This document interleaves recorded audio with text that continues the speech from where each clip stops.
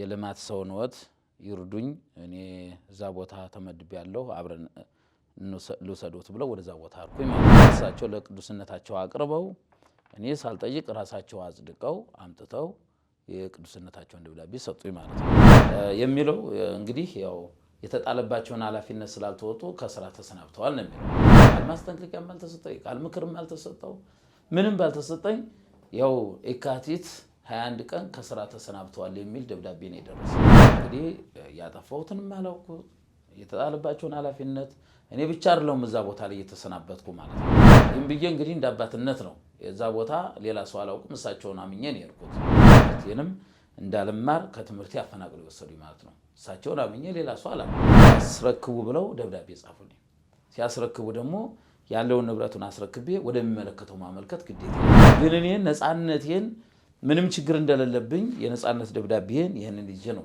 ወደ ጠቅላይ ቤተ ክህነት የቀረብኩ ማለት ነው ተመደቡት በቅዱስነታቸው ስለሆነ ወደ ቅዱስነታቸው ነው ማመልከት ያለበት አለ ወደ ቅዱስነታቸው ስቀርብ እዛ ቦታ ላይ የሚያስገባኝ ማገድም ማንሳትም የሚችሉ ቅዱስነታቸው እንጂ እሳቸው ማንሳት አይችሉም አሉና በሲኖዶስ ቀርቦ በቋሚ ሲኖዶስ እንዲታይላቸዋልና ወስኖ ወደ ቅዱስነታቸው አስተላልፈልኝ ማለት ነው በራሁ ሙቀት የተነሳ አመመኝ ሲያመኝ ወደ ሕክምና ስመጣ ፍቃድ ጠይቄ ፍቃድ ፈቅደውልኝ እኔ በሌለውበት ነው ኦዲት ምርመራ ይመጣስ ዝም ብሎ በሰበር መጡ እኛም ባላሰብንበት እኔ ወደ ሕክምና በሄድኩበት ሂሳብ ሹም ገንዘብ ያጅም በሚያውቁበት በሰበር መጡ በቅዱስ ፓትርያርኩ የተሾመን ሰው ዝም ብሎ ስንብት ያላግባብ አልተወጣህምና ሲባል ተብሎ ደብዳቤ ሲሰጣቸው እኛ በጣም አዘን አሁን ቸግሯቸው ነው ከተማውን ወደዚህ የመጡ እንጂ አዲስ አበባን ራሱ አይወዱትም ማለት ስለቸገራቸው ነው እኔ ጋር ነው አሁንም ያሉት ቤት ኪራይ የሚከፍሉት የላቸው ልብስ የሚቀይሩበት የላቸው መከራ እየደረሰብኝ ያለው የምጠጋበት አጥቼ አንድ ቀን አንድ ሰው ጓደኞቼ ላይ አንድ ቀን ወደዛ አንድ ቀን ወደዚህ ያልኩኝ በየዘመድ ላይ ነው ማድረው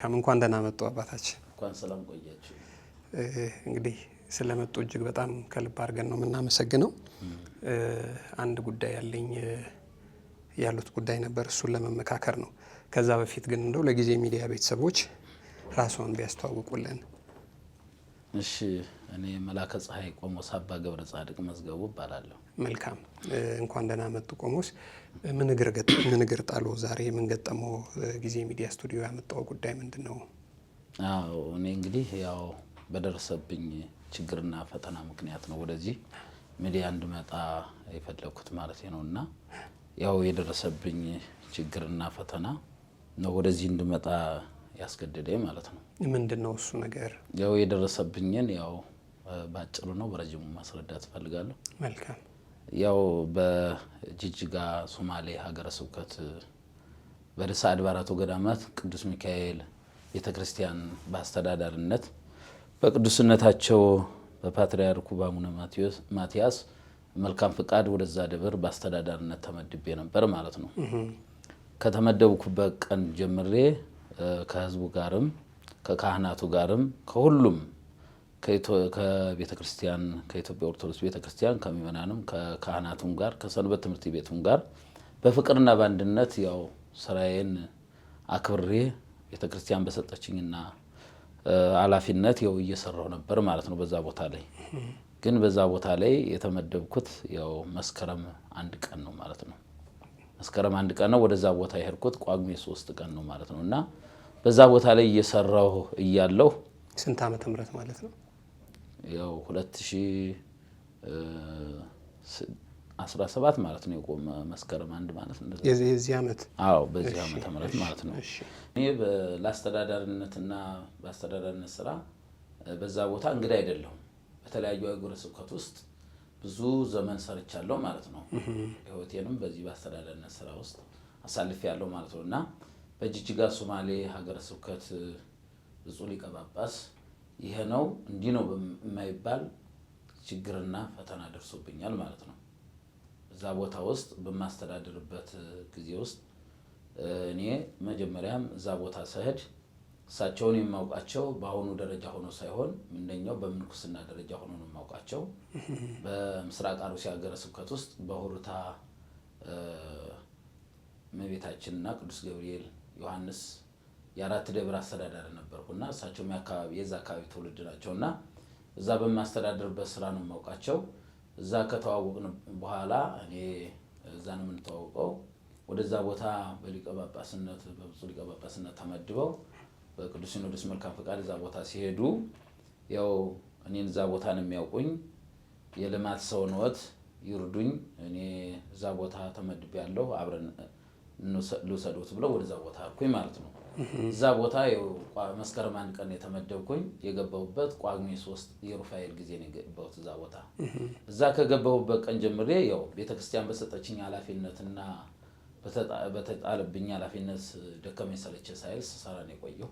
ቦታው ትንሽ ሙቀት አለው፣ አደጋ ነው ማለት ነውና ይሄን ሁሉ ሰለቸ ደከመኝ ሳይል ስሰራ በቆየሁበት ተዛ ቦታ ላይ ተገፍቼ ያው የተመደብኩኝ በብፁዕ ቅዱስ አቡነ ማትያስ ያው ደብዳቤ ይሆንና ማለት ነው። በእሳቸው አቅራቢነት እኔ የተመደብኩት መጀመሪያ በእሳቸው በብፁዕ አቡነ ኤልሳ እኔ የተመደብኩት ጳጉሜ መስከረም 1 ቀን ጀምሮ ከዛ እሳቸው ስራዬን የልማት ሰው ነዎት በማለት እሳቸው ለቅዱስነታቸው አቅርበው እኔ ሳልጠይቅ ራሳቸው አጽድቀው አምጥተው የቅዱስነታቸውን ደብዳቤ ሰጡኝ ማለት ነው። ሹመቱን አጸደቁልኝ ማለት ነው። እሺ እዛ ቦታ ተመድቤ እያገለገልኩ የእሳቸውን ተልእኮ ያው የሀገረ ስብከቱ ዋና ኃላፊ በመሆናቸው የእሳቸውን መመሪያ እየተቀበልኩ የሀገረ ስብከቱን መመሪያ እየተቀበልኩ ደከመኝ ሰለቸ ሳይል በምሰራበት ወቅት ያው የስራ ስንብት ደርሶብኛል ማለት ነው። ያው ስራ የተሰናበትኩበትም ደብዳቤ ይኸውና ማለት ነው። ምንድነው የሚለው እንግዲህ ያው የተጣለባቸውን ኃላፊነት ስላልተወጡ ከስራ ተሰናብተዋል ነው የሚለው።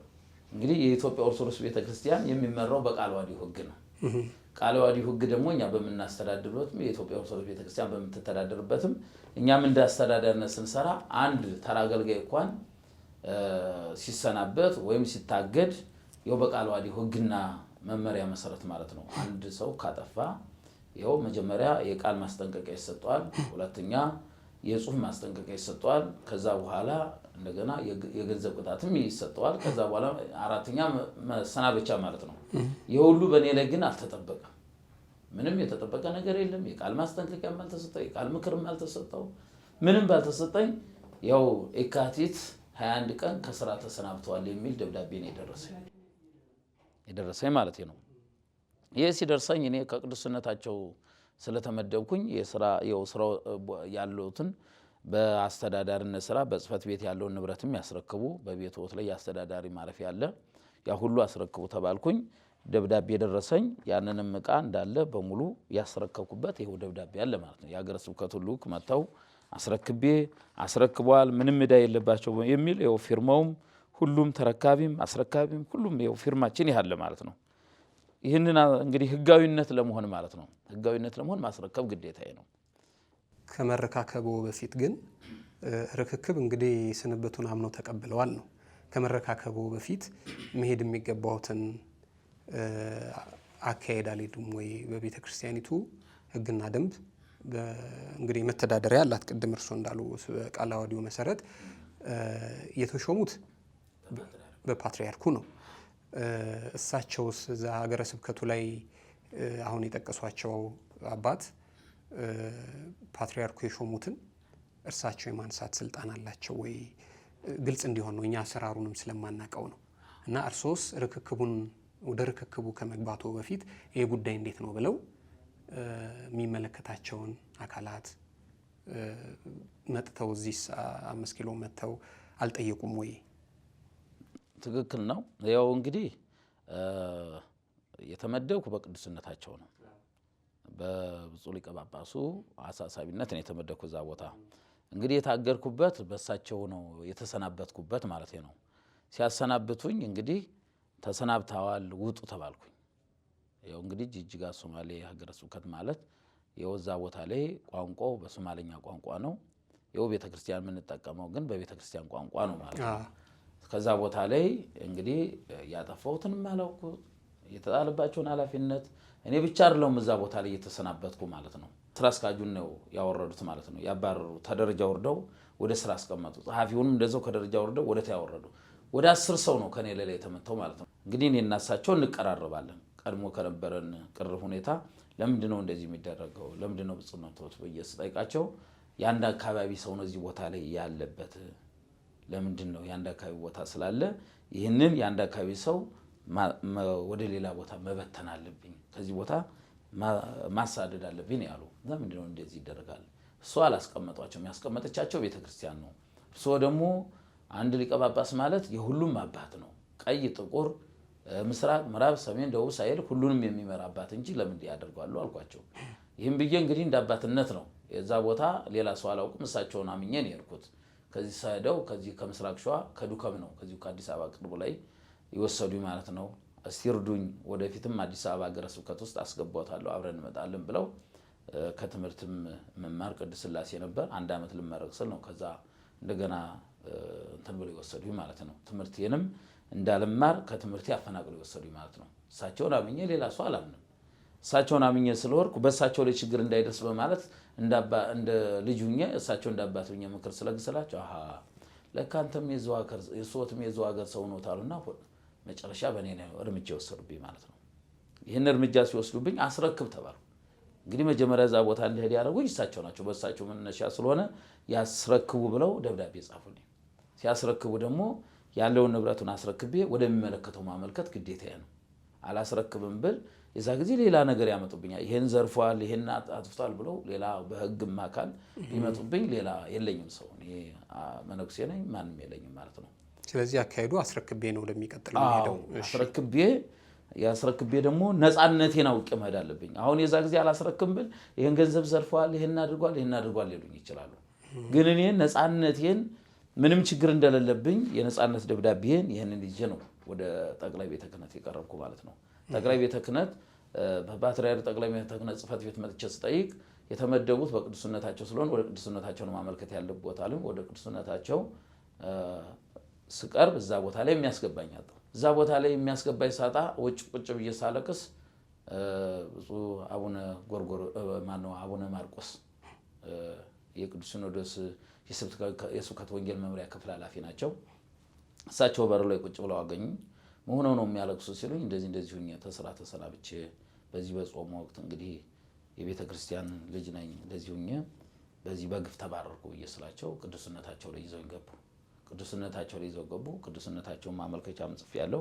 ሲያቸው ለምንድን ነው እንደዚህ የሚደረገው? በጣም አዘኑ። እሳቸውም ወደ መንበረ ፓትርያርክ ጠቅላይ ቤተ ክህነት ጽሕፈት ቤት መሩልኝ። እሳቸው መሩልኝ። ጠቅላይ ቤተ ክህነት ደግሞ ወደ ስራ አስኪያጁ ዋናው ስራ አስኪያጅ ተመራልኝ። እሳቸውም ደግሞ ቶሎ በአፋጣኝ ወደ ጠቅላይ ቤተ ክህነት መምሪያ አስተዳደር ጉባኤ እሳቸውም ወደዛ መሩልኝ። በአስተዳደር ጉባኤ ታይቶ ይሄ በግፍ ነው የተባረሩት፣ መታገድም ካለባቸው ችግርም ካለባቸው የሀገረ ስብከቱ ሊቀ ጳጳስ በፓትርያርኩ ነው የተመደቡት። ለፓትርያርኩ ሪፖርት አቅርበው ማገድም ማንሳትም የሚችሉ ቅዱስነታቸው እንጂ እሳቸው ማንሳት አይችሉም አሉና በሲኖዶስ ቀርቦ በቋሚ ሲኖዶስ እንዲታይላቸዋልና ወስኖ ወደ ቅዱስነታቸው አስተላልፈልኝ ማለት ነው በመሸኛ ደብዳቤ። ቅዱስነታቸውም ያናዩና ወደ ቋሚ ሲኖዶስ እንዲቀርብልኝ አደረጉ። ቋሚ ሲኖዶስ ላይ ቀርቦ እኔም ተጠይቄያለሁ፣ እሳቸውም ተጠይቋል ተብሏል። እኔ ያላየኋቸውም። እኔ ተጠየቅኩ፣ ችግሬን አቀረብኩ። ያው ችግሬን አቅርቤ ውሳኔ ይጠብቁ ተባልኩ። ውሳኔ ወይም ተወስኖብሃል ወይም ውሳኔ ይህን መፍትሄ አግኝተዋል አልተባልኩም። በዛ ላይ እየተሰቃየሁ እየተቸገርኩ እገኛለሁ ማለት ነው። እስካሁን ውሳኔውን አልሰሙም? ምንም ውሳኔ አላገኘሁም እኮ። ውሳኔውን በተመለከተ መቼ ነው ውሳኔ የሚሰጠኝ ብለው የሚመለከታቸውን ቀጥታ አሁን ይህንን ጉዳይ በተመለከተ ቀጥታ ማግኘት የሚገባውን አግኝተው ሲጠይቁ ምንድን ነው የሚሰጠው መልስ? አዎ እዛ እንግዲህ በፓትርያርክ ጽሕፈት ቤት የፓትርያርኩን የጠቅላይ ቤተ ክህነቱ ዋናው የፓትርያርኩ ዋና ምክትልና ዋና ጸሐፊውን ጠይቄያለሁ። ስጠይቅ ምንድነው ውሳኔው ያልተሰጠኝ ውሳኔ ምንድነው ብዬ ስጠይቅ የሀገረ ስብከቱ ሊቀ ጳጳስ የሂሳብ ጉድለት አለ ያንን አቀርባለሁ ብለው በቋሚ ሲኖዶስ ላይ እንዳቀርብ እንዲፈቀድልኝ ብለው ስለጠየቁ ያንን እስከሚያቀርቡ ነው የሚጠበቀው ብለው ነው ያሉኝ። ስለዚህ እሳቸው አላቀረቡም ነው እስካሁን? አላቀረቡም። እኔ ግን ኦዲት የተደረገበት ይሄው ሁሉ ወረቀት ኦዲት ተደርጎ 0.43 ሳንቲም እንደውም ጉድለት ሳይሆን ትርፍ የተገኘበት ይሄ ደብዳቤ አለኝ ማለት ነው። የስራ ድርሻው ምን ነበረ? እኔ አስተዳዳሪ ነኝ። አስተዳዳሪ ሆነው ነው። ታዲያ አስተዳዳሪ ሆነው ደብር ማን ነው ኦዲት ያደረገው? ሀገረ ስብከቱ ነው። ስለዚህ ሀገረ ስብከቱ ኦዲት አድርጎ ምንም ጉድለት አላገኘበትም፣ እንደውም ትርፍ አለው ነው። 43 ሳንቲም ደግሞ ኦዲት በተመለከተ እኔ አይመለከተኝም። እሱን ነው የምልህ። ኦዲት የሚመለከተው ሂሳብ ሹም ገንዘቢያች ነው። እሱን ነው የምለው። እኔ ሊያባርሩ ምክንያት ሲፈጥሩ እኔ እዛ ቦታ ላይ እያለሁ ጥምቀትን እንዳሳለፍን ተበረሃው ሙቀት የተነሳ አመመኝ። ሲያመኝ ወደ ሕክምና ስመጣ ፍቃድ ጠይቄ ፍቃድ ፈቅደውልኝ እኔ በሌለውበት ነው ኦዲት ምርመራ የመጡት ማለት ነው። ኦዲት ምርመራ ሲመጣ መጀመሪያ ደብዳቤ ተጽፎ ነው። እኔ እንደማውቀው በብዙ ቦታዎች ሳስተዳድር ኦዲት እናደርጋለን ይሄን ቀን እንመጣለን ብሎ ደብዳቤ ይጻፋል። ደብዳቤ ሲጻፍ ለኔ ይደርሰኛል፣ ለጸሐፊውና ለኔ ይደርሰናል። ያን ደብዳቤ ለሂሳብ ሹም ለገንዘብ ያዥ ይሄን ቀን ኦዲት ስለሚሰራ ኦዲታችሁን ተዘጋጅታችሁ እንድትጠብቁ ብለን ነው ለነሱ ምንጽፍላቸው። ይሄ ሁሉ ስርዓት አልተደረገም። ዝም ብሎ በሰበር መጡ። እኛም ባላሰብንበት እኔ ወደ ሕክምና በሄድኩበት ሂሳብ ሹም ገንዘብ ያዥም በሚያውቁበት በሰበር መጡ። የሂሳብ ሹም የገንዘብ ያዡን ቢሮ አሸጉ። ኦዲት እናደርጋለን አሉ። ኦዲቱ ራሱ 2 ሳምንት የማይፈጅ ኦዲት ወር ጨረሰ። ያ ኦዲት ተደረገና እንግዲህ ምን እንደደረሰ እኔ የማውቀው ነገር የለም። ግን ምክንያቱ ነው የቀረበው። አሁን ያው የምለው ይሄ ደብዳቤው ላይ ማየት ትችላላችሁ። የተጣለባቸውን ኃላፊነት ስላልተወጡ ነው የሚል። እንግዲህ የተጣለብኝን ኃላፊነት ምን ላጉድል ዝርዝር እንኳን አልቀረበብኝም። ዝርዝር ወይም የኦዲት ጉድለት አለ፣ ገንዘብ ጠፍቷል፣ ምን ጠፍቷል የሚል የለውም። እዚህ ደብዳቤ ላይ ማየት ይቻላል የተጣለባቸውን ኃላፊነት። እንግዲህ አንድ ሰው ከስራ ማሰናበት አይቻልም፣ ማገድ ይቻላል። ግን ሲታገድ ይሄ ዝርዝር ይሄ ብሎ በዝርዝር መቅረብ አለበት። ግን በእኔ ላይ የደረሰው ችግር ምንም ድፍን ዝግ ማለት ነው።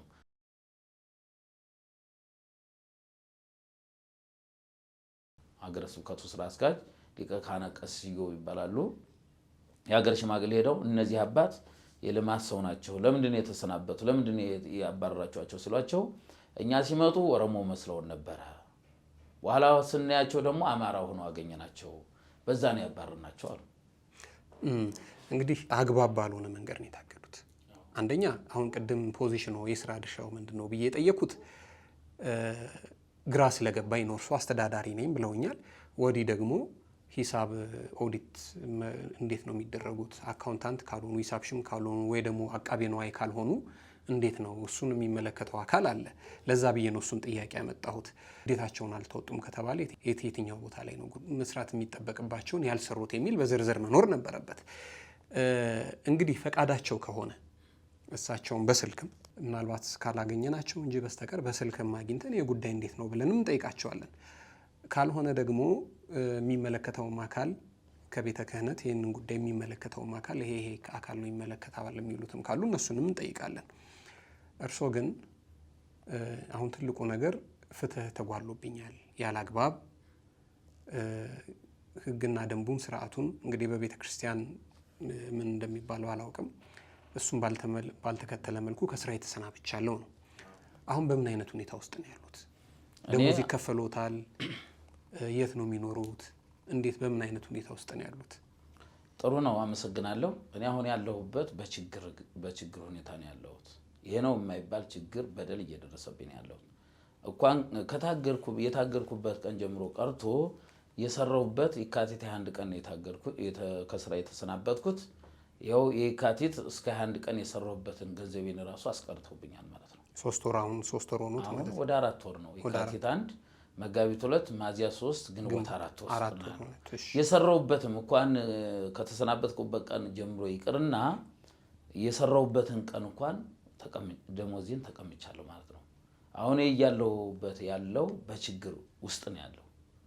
ሰው እያስቸገርኩ በየጓደኞቼ በአንዳንድ እንግዲህ ዛሬ መነኩሴ ከቤተ ክርስቲያን ከወጣ አሳ ከውሃ ከወጣ ምንም አገልግሎት የለውም ማለት ነው። ዓለሙም ይስባል። አዎ ምንም አሳውን ከውሃ ከወጣ ምን አለው ምን ይጠጣል? እኛም ከገዳም ከቤተ ክርስቲያን ከወጣ ማን ዘመድ አለን? እኛ ዘመዶቻችንን ሞንኮሰ ሞተ ነው የሚለውና ቤተሰቦቻችንን ሁሉም ወንድሞቻችንን በምንኩስና ህይወት ጥለናቸው ወተናል። ምንኩስና ዘመዴ ልጄ ወዳጄ ማለት የለም። ይሄ ስለሆነ እኛ ዘመድም የለንም። ዘመዶቻችን የኢትዮጵያ ኦርቶዶክስ ቤተክርስቲያን ልጆች ብቻ ናቸው። እኔ አሁን እዛ አካባቢ የሚያውቀኝ ህዝበ ክርስቲያኑ እዛ አካባቢ ነው። ከነበርኩበት ከሌላው ቦታም ደግሞ እንግዲህ ሁሮ ማር ውስጥ ተኩላ አጽናፈ ዓለም ነው። እኛ ወደዚህ ሂዱ ስትባሉ ወደዛ ሄዳችሁ ማስተማር ወደዛ ሂዱ ነው የሚለው መጽሐፉ እንደሚለው ማለት ነውና የሐዋርያት ሥራ እንደዛ ነው የሚያዘውን። እኛ በዛ ቦታ አርኩኝ ከዛ ቦታ ያው በግፍ ተባረርኩ ማለት ነው። ተባረርኩኝ ከዛ ከየካቲት 1 ቀን ጀምሮ ይሄ ነው የማይባል በደልና ፈተና እየደረሰብኝ ያለው መከራ እየደረሰብኝ ያለው እምጠጋበት አጥቼ አንድ ቀን አንድ ሰው ጓደኞቼ ላይ አንድ ቀን ወደዛ አንድ ቀን ወደዚህ እያልኩኝ በየዘመድ ላይ ነው የማድረው እየተሰቃየው በዚህ በኑሮ ውድነት ማለት ነው። ፈተና እየደረሰብኝ ነው ያለው ማለት ነው። አሁንም ቢሆን ወደዚህ ሚዲያ ስቀርብ እንግዲህ ይህን ሚዲያ ተመልክቶ የኢትዮጵያ ኦርቶዶክስ ቤተክርስቲያን ሚመናንና ሚመናት በውጭም በአገር ውስጥም ያሉት ችግሬን አይተው ለሚመለከተው ውሳኔ እንዲሰጠኝ ይሁን እንዲያሳውቁልኝ ነው ይሄን ወደዚህ መጠይቅ የመጣሁኝ። አሁንም ቢሆን ቅዱስ ሲኖዶስን ተስፋ አልቆርጥም። ውሳኔ እንደሚሰጡኝ ውሳኔ ወይም ይሄ ነው ወይም ተፈርዶልሃል ወይም ተፈርዶብሃል እንደሚሉኝ ያው እኛ ቤተክርስቲያን የኦርቶዶክስ ቤተክርስቲያን አባቶች ነን። ተስፋ አንቆርጥም። ከሰው ሳይሆን ከእግዚአብሔርም ተስፋ አንቆርጥም ማለት ነውና አሁን እየደረሰብኝ ያለው ፈተናና መከራ ወጣውረድ ይሄ ነው የማይባል ፈተና እየደረሰብኝ ያለ ማለት ነው። አሁን ብዙ እናውቃለን እንደ ቤተክርስቲያን ስርዓት አንድ ሰው ካጠፋ ችግር ካለበት ከስራ ይታገዳል፣ ደሞዝ ግን አይቋረጥም። ደሞዝ እየተከፈለው ነው ያለው። አሁን በተለያየ ቦታ ብዙዎች ከስራ ይታገዳሉ፣ በሆነም ሆነ ባልሆነ ይታገዳል ያ ነገር እስከሚጣራ ድረስ ግን ደሞዝ እየተከፈለ የኔ ግን ይሄ ነገር እየተሰራ አይደለም። ስለዚህ አሁን ዋነኛው ትኩረታችን በቤተክርስቲያኒቱ ሕግና ደንብ በቃለ ዓዋዲው መሰረት ጥፋት ከሆነ መጀመሪያ ማስጠንቀቂያ፣ ሁለተኛ ማስጠንቀቂያ፣ የደሞዝ ቅጣት፣ ከዛ ደግሞ የደረጃ ከደረጃ ዝቅ ማድረግና እንዲህ ተብሎ መጨረሻ ላይ እንደው ከባስም ደግሞ በቀኖናም በይቅርታም ይሄ ሁሉ ነገር ሳይሆን ቀርቶ በአንዴው ተሰናብቻለሁ ነው። መልካም እንግዲህ ይህንን የሚሰሙ የቤተ ክርስቲያናችን የሚመለከታቸው አካላት የቤተ ክህነት ሰዎች ይህንን ፕሮግራም ያዩታል ብለን እናስባለን። እልፍ ብለን ደግሞ እርሶም ከጠቆሙን የሚመለከታቸው አካላት እነማን እንደሆኑ የሀገረ ስብከቱንም አስተዳዳሪ ጨምሮ አግኝተን ምንድነው ይሄ ጉዳይ ብለን ልንጠይቅ እንሞክራለን። እንግዲህ እርሶ እንዳሉት ምን አይነት ውሳኔ እንደሚሰጥ አናውቅም። ከውሳኔ በኋላም አዲስ ነገርም ካለ ደግሞ ከእርሶም ጋር እንገናኛለን መልሰን። እርሶ ግን አሁንም ይሄ ጉዳይ በቀጥታ ይመለከተዋል ለሚሉት አካል የሚሉትን ነገር ማስተላለፍ ይችላሉ፣ ቀረ የሚሉት ነገር ከሌለ በስተቀር። አይ ይሄ ይቀረኛል ካሉ እሰየው ነው። እሱንም አንድ ላይ ያክለው ቤተክርስቲያኒቱ ምእመናንም የቤተክርስቲያን ልጆችም እንዲሰሙት ያሻውን መናገር ይችላሉ። የኢትዮጵያ ኦርቶዶክስ ቤተክርስቲያን ልጆች ማለት ነው። በሀገር ውስጥም በውጭ ሀገርም ያላችሁ ለቤተክርስቲያን አባቶች ብዙ ተቆርቋሪዎች ብዙ ልጆች አሉን፣ የቤተክርስቲያን ልጆች ማለት ነውና ለቤተክርስቲያን ራሳቸውንም ህይወታቸውን ማሳልፈው የሚሰጡ የቤተክርስቲያን ልጆች ስላሉ አሁንም ይሄንን ችግር ይሄንን ሚዲያ ተመልክተው ይገባናል ይመለከተናል የሚሉ ለሚመለከተው ሁሉ ጥያቄ አቅርበው ወደ ስራዬ እንድመለስ ወደ ቤተክርስቲያን ወደ እናቴ ቅድስት ቤተክርስቲያን ማለት ነው። ለኔ እናቴ አባቴ ቤተክርስቲያን ነው። ሌላ እናት አባቴ የለኝም፣ ቤተክርስቲያን ነው ማለት ነው። ቅድም እንደተናገርኩት ያው መነኩሴ ከቤተክርስቲያን ከወጣ አሳ ከውሃ ከወጣ ህይወት የለውም ብያለሁ። እኛ አሁን ዛሬ ወደዚህ ወደ ህብረተሰቡ ተቀላቅለን ህብረተሰቡን መስለን መስራት አንችልም እንደምታውቁት ማለት ነው። ለምን የነን ጦስ የነመቃርስን ፎርም ለብሰናል። የነሱን ቆብን ያደረግ ቀሚስ ነው ያደረግ ቅናተ ሙሴን የነሱን የእናታችን የቅድስት ድንግል ማርያም ቅናት ነው ያደረግን ማለት ነውና ዓለምን መስለን ለመኖር ወደ ቤታችን ተመልሰን ለመኖር አይቻልም ማለት ነው። ይህ ስለማይቻል ይመለከተናል የሚሉት ሁሉ ይህን ችግሬን ይህን ሚዲያን ተመልክተው ያው በችግሬ እንዲደርሱልኝ አሳስባለሁ ማለት ነው። ቅድስት ቤተክርስቲያን ስም ጤና ይስጥልኝ። ጤና ይስጥልን። እንታወቅ እስኪ። እሺ፣ መላከማዊ መምህር አብርሃም ብዙ ባላለሁ። መልካም መምህር፣ እንኳን ደህና መጡ። እንግዲህ ከአባታችን ጋር ቆይታ አድርገን ነበርና እሳቸው አሁን ያው እንግዲህ ከእሳቸው ጋር የተጫወትነውን ሰምተዋል። ምንድን ነው እርሱም ደግሞ እኔ ስለሳቸው መመስከር መናገር እፈልጋለሁ ያሉት ነገር አለ? እርሳቸው እንግዲህ ብዙ ነገር ብለውታል። ቤተሰባዊ ስግነት አለን። በቆሎ ትምህርት ቤት እሳቸው ጾመ ድጓ በሚመሩበት ሰዓት እኔ ደግሞ ፊደል እየቆጠርኩኝ ከእሳቸው እግር በእግር ነው ስማር የቆየሁት። ስለዚህ እኔ ወደ አዲስ አበባ ለስራ ጉዳይ ስመጣ እሳቸው ደግሞ በምስራቅ ሸዋ ሀገረ ስብከት በተለያዩ ገዳማትና አድባራት ተመድበው በአስተዳዳሪነት ሲሰሩ እኔም ከእርሳቸው ጋር ጎን በጎን አይዞህ በርታ ልጄ እያሉ እኔንም ሲያበራቱኝና ሲያጠነክሩኝ የቆዩ አባት ናቸው። እሺ። ስለዚህ በጣም ለቤተ ክርስቲያን ያላቸው ትጉህና ቅን አስተዳዳሪና ኃላፊነታቸውን የሚወጡ ትልቅ አባት ናቸው። እሳቸው በምስራቅ ሸዋ ሀገረ ስብከት ተመድበው በተለያዩ ሀገረ ስብከት ሲሰሩ አስተዳዳሪነት በጣም ከህዝቡ ጋር ሰንበት ትምህርት ቤቱን በማደራጀት ወጣቱን ወደ ቤተ ክርስቲያን ተልእኮ እንዲፈጽም ካህናት አባቶች ልማቱን በማልማት የተለያዩ ቤተክርስቲያናቱን እየመሰረቱ እንዲመሰረቱ ያደረጉና ቤተክርስቲያኖች የጀመሯቸውን ቤተክርስቲያኖች እያስመረቁ ለመደቧቸው ሊቃነ ጳጳሳት እያስረከቡ ነው የቆዩት ማለት ነው እኚህ ሰውዬ። ስለዚህ ብፁዕ አቡነ ጎርጎርዮስ ቢያንስ እስከ 15 ቤተክርስቲያን ላይ እያዘዋወሩ መድቧቸዋል ልማታቸውን እያዩ ማለት ነው። ትልቅ ቤተክርስቲያን ሰርተው ሲያበቁ እንደገና ያልተሰራ ቤተክርስቲያን ላይ ነው የሚመድቧቸው ማለት ነው እንዲሰሩ። ይህንንም በመመልከት ብፁዕ አቡነ ኤልሳ በዱከም ቅዱስ ዮሐንስ ቤተክርስቲያን ላይ ነበረ እያስተዳደሩ ያሉት ማለት ነው በምስራቅ ሸዋ ሀገረ ስብከት።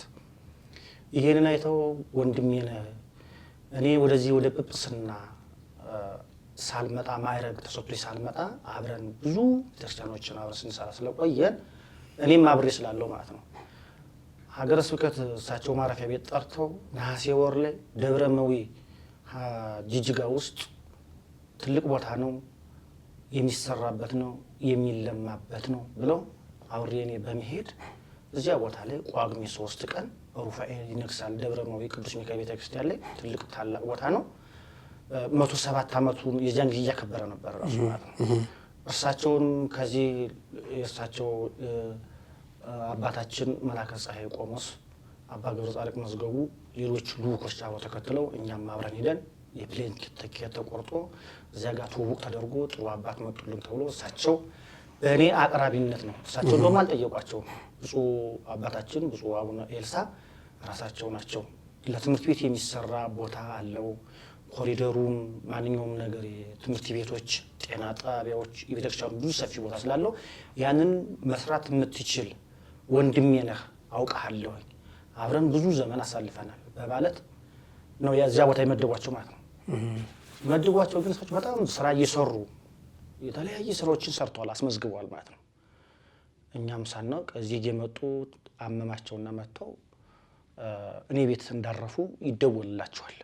ሲደወልላቸው ምንድነው ኦዲተር ተመድቧል ለምን ሄዱ አዲስ አበባ ሲሏቸው እንዴ እኔ አሞኝ ሄድኩ ደግሞ ስለ ኦዲት ደግሞ መጠየቅ ያለበት ሂሳብሽን ቁጥጥር ገንዘብ ያዣለ እኔ ቤተክርስቲያኑ አስተዳዳሪ ነኝ የሶስት ወር ኦዲት ወይም የወር ኦዲት ካለ መጠየቅ ያለባቸው እነሱ ናቸው ቢሆንስ ደግሞ እኔ ከመጣሁኝ ወደዚህ ነው በሚል እሳቸው ማይሰጡ እኔ ጋር ነበር አብረን ያለው ማለት ነው። አይ ብለው ተመልሰው ሄዱ። እንግዲህ አብይ ጾም ገባ። አብይ ጾም ገብቶ አንድ ፓትርያርክ ቤተክርስቲያኗን ብዙሃን አበው ሊቃነ ጳጳሳትንም የሚሾሙ በቤተክርስቲያኗ ቤተክርስቲያኗ ማለት ፓትርያርክ ቅዱስ ፓትርያርኩ ናቸው ማለት ነው።